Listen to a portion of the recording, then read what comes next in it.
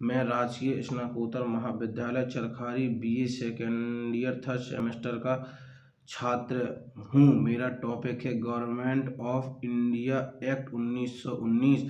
मैं इसके बारे में आपसे विचार कर रहा हूँ। इस व्यवस्था से देश के मतदाताओं में मत देने की व्यावहारिक समझ विकसित हुई है।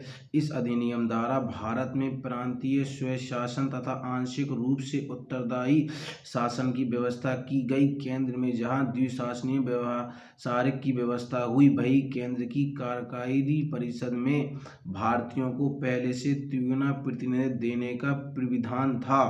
भारत सरकार अधिनियम 1919 यूनाइटेड किंगडम की संसद द्वारा पारित एक अधिनियम था, जिसे मार्केट जेम्सफोर्ड सुधार के नाम से ही जाना जाता था, क्योंकि इस अधिनियम के पारित होने के समय लॉर्ड मार्चेंट भारत सचिव द्वारा लॉर्ड जेम्सफोर्ड वायसन था। सरकार का दावा था कि उस अधिनियम की विशेषताएं उत्तरदायी शासन की प्रकृति है। इस अधिनियम को 23 दिसंबर 1919 को स्वीकार किया गया।